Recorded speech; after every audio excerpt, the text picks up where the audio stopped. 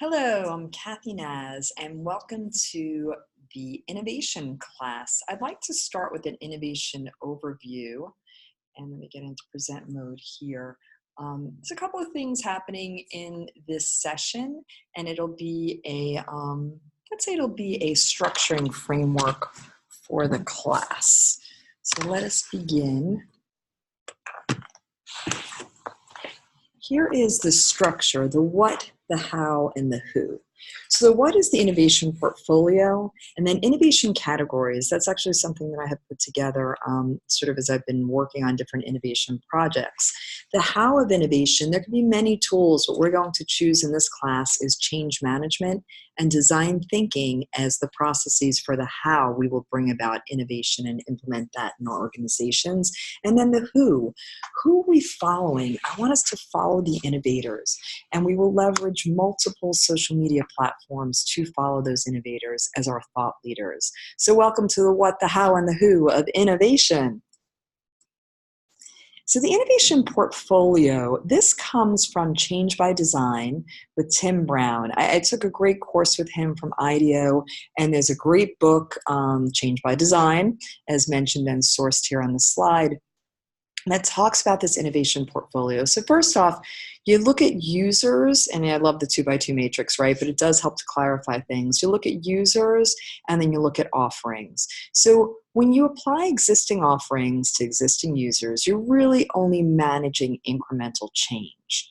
When you apply existing offerings to new users, that can actually be an adaptation that's considered to be an evolutionary step forward. When we bring new offerings to existing users, that's also evolutionary as a step. And then we're extending, right, into those new offerings with sort of a tried set of users that we feel comfortable with.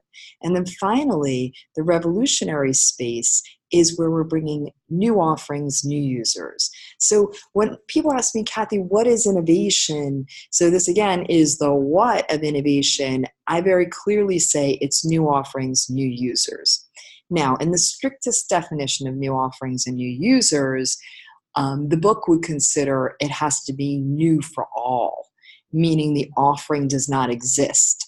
And I actually say, from my organizational perspective, I do not define innovation that way. It's not that we have to be bringing something new to the world.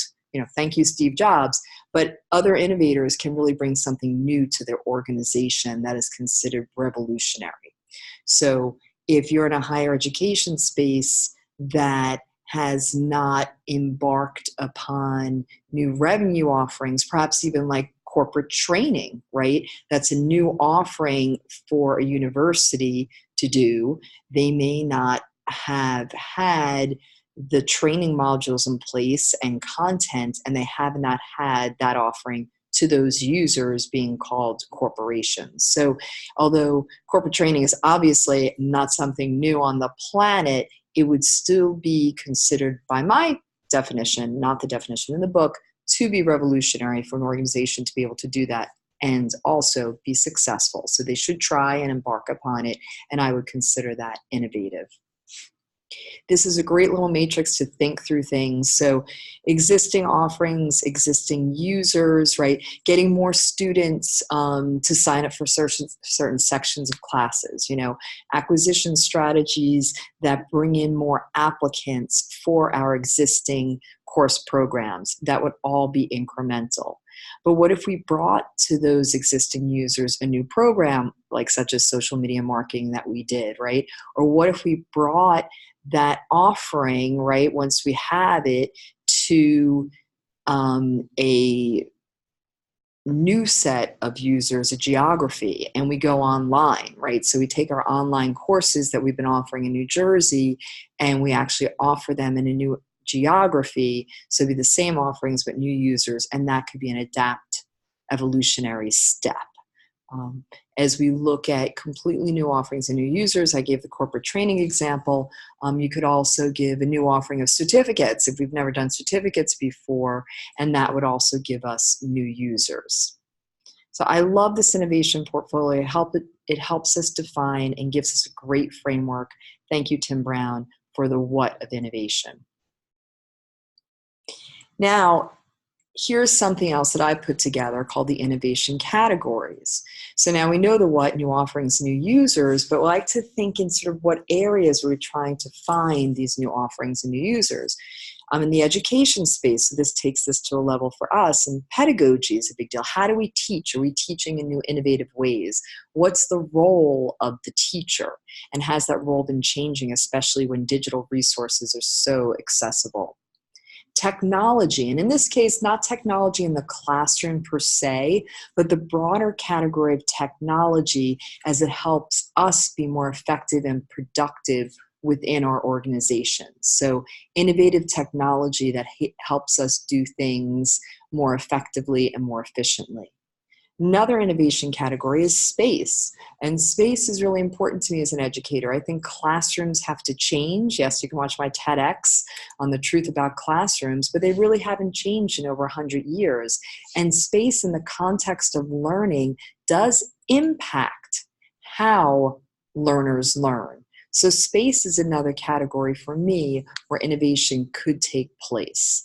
And then finally, innovation and revenue models. So we often think, what is an educational service, right? Great teachers, great processes, right? We're not creating goods. It is a service, but we also need to think about new revenue models. As we look at the, excuse me, the classic high school student, the demographics of that age bracket, especially in the Northeast, is declining. They're called the birth dearth. I love the comment, like, if they ain't born, they're not going to college, right? So from a higher ed perspective, we do have to think of where does revenue come from, new sources of revenue, and perhaps new revenue models. Income sharing agreements are coming out at higher ed. So I'm just giving you examples for higher ed, but again, this goes back to your organization from a learning perspective. Look in the categories of pedagogy, technology, space, and revenue models for new innovations. One classroom that I put together is Innovation Caves, where it's very low tech, very high touch, and you just write on the walls, right? That doesn't look like a classroom at all, but in that space, students have said that they learn more. To the how, right? So just covered the what, now getting into the how of innovation. This is design thinking. So the 5 steps, right? Empathize, define, ideate, prototype, and then test, right? So this is such a great, there's so many things in here that to have empathy for your users through observation and to getting to know and seeing the world from their perspective. There's things as, I don't want to say extreme, but sort of as creative as, if I really want to understand high school students, maybe I should spend a day back in high school as a student, if that's my target market. And let's say we can't all commit that much time, maybe a day to doing that, or don't have the means and approach to do it. But wouldn't that be a wonderful thing? Wouldn't things be uncovered from that perspective? About 5 years ago, I went back, and I'm a professor, and I went back and I took Japanese at a local community college. And I always said it was so interesting to sit at the other side of the desk. I'm not the one up in front of the class teaching. I'm back as a student. And it made me ask questions differently. It made me a better teacher. All of a sudden I understood. I care how the structure of the exam is, right? I need to get an A, by the way, if I'm a professor in this class as a student. But I started understanding why my students would ask me questions like, what's the structure of the test? Because it also changed the way I, as a student, would prepare for that test. So empathy is a big thing. So you can go as extreme as, actually walking this person's shoes for a mile, to just at least touching the data from their perspective. Did you ever go through and see how, your user would have to use your system to register for anything? I know that sounds obvious. It sounds like something people would do in user testing, but how many times does the leader actually step through that and work through the very systems and processes that we put our users through? Define. So this empathy helps us to find the problem. You don't know the problem yet, right? So you don't jump to what the problem is. You don't come in here with a problem and then do empathy. You go in with your eyes wide open and observe. Then ideate. coming up with multiple ideas. So this is where you're very divergent. What are the solutions? So you create choices, and then you make choices, and you prototype. Prototype is not pilot. Pilot means we defined everything and then we're going to do a controlled introduction of something. Prototype means it's kind of roughly defined as a solution. We're going to test it out and we're going to learn from it. So you actually do not declare failure here. It's all about learnings, but you can't declare learnings either unless you set up measures of what you're trying to learn. It's not an excuse for, oh, we did a sloppy job. It's we're putting something in quick so we can learn from it and perfect it and then test it, testing out this prototype to learn from it and what the measures were put in place. And this is a very iterative process. I love this process. We could think about this as inspiration, right? Ideation, and then part of this and this, implementation. So inspiration, ideation, implementation. This goes into it a lot more that I talked about already. So framing the problem, ID, prototyping, right? And then testing. When we look at the who, sort of what does an innovator leader do, they're always looking outside. This says external scan. They're looking outside. You know, the barriers, the challenges should be outside. Within an organization, we should try to get that organization as trustworthy and as healthy as it can be and remove all those false internal barriers and just focus on the real external opportunities and threats.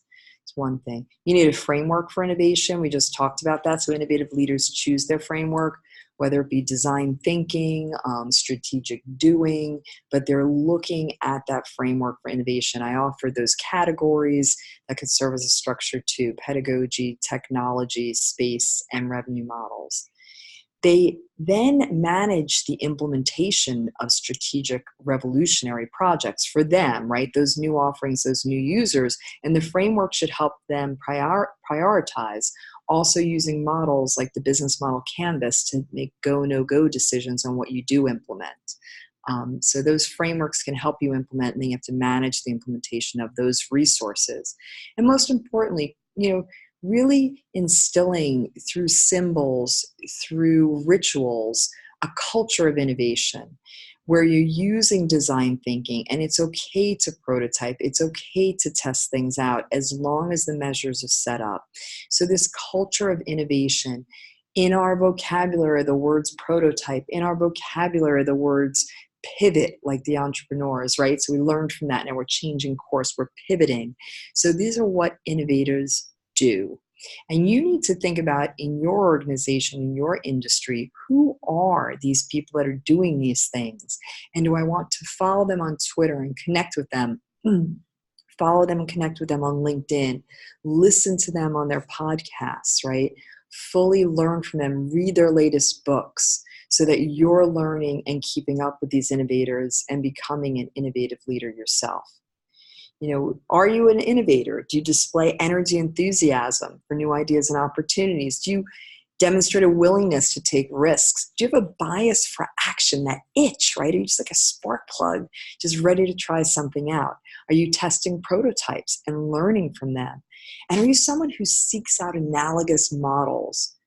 We learn from other places. I love analogous models. You know, somebody comes from a different industry. They go, well, we had a similar problem and we solved it this way.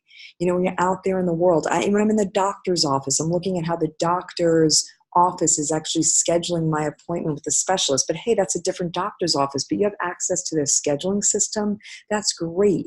You're saving me time. You're making sure I go and do this test from a quality assurance perspective, right? So how do we take that analogous model of one organization who should be siloed off actually having access to the information in the next step in the chain? You know, so you could say, hey, doctor's office, Kathy, I'm not a doctor. No, but it's that problem of solving one function that could be isolated and siloed off, but has access to the information to the next step in the chain. That exists across many industries. So seek them out, learn from that, and you create implementable solutions. So when I think about Tim Brown, I think about leadership and innovation. taking that course, something really stuck with me, that innovative leaders lead either with a strong point of view, they lead alongside, and they also lead through culture. So, sometimes you need a strong point of view, but many times you need to lead alongside, and you need to know when to step in to help people diverge their thinking, right? And create choices, and then also step in when the team needs you to help them narrow down, right? And converge and make choices. So I hope that you enjoy the rest of this course, and that this kicks us off to a great start. And I really hope that you feel this way as you walk through this course and we learn together. Thank you.